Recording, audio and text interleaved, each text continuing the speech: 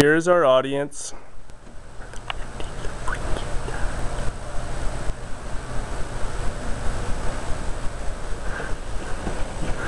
And here is our speaker.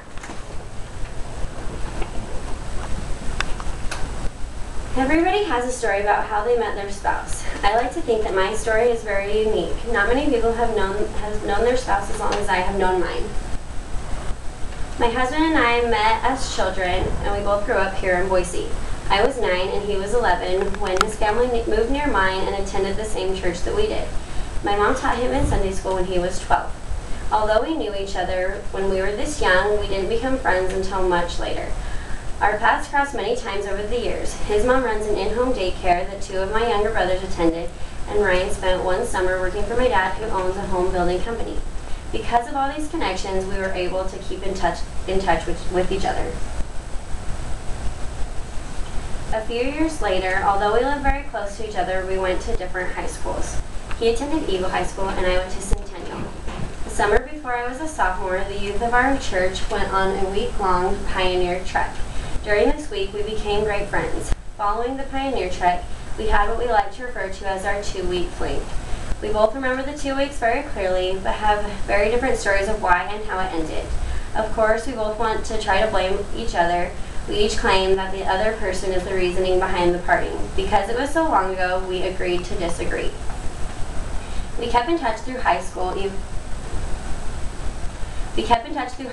We saw each other several times at church gatherings, sporting events, and just around town. Ryan played basketball and football for Eagle, so I was always able to see him play when Eagle played Centennial. Occasionally my family would attend Eagle basketball games specifically to watch Ryan play.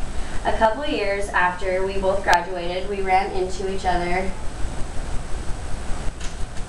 in our hometown, ironically at an Eagle versus Centennial basketball game. We exchanged hellos in passing at the game. I had planned to talk to Ryan when the game was through, but he left just minutes before the game ended.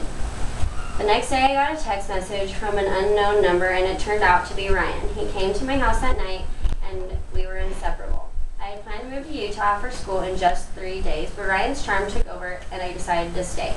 We were engaged 2 months later and married 3 months after that. We now have a darling little girl named Peyton who is 17 months old. She keeps us very busy and is such a joy to have in our lives.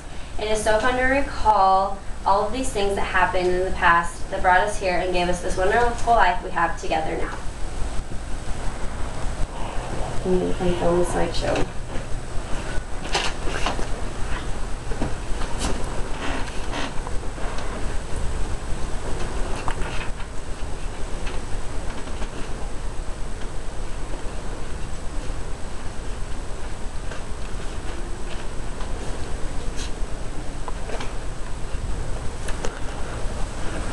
And our audience is still here.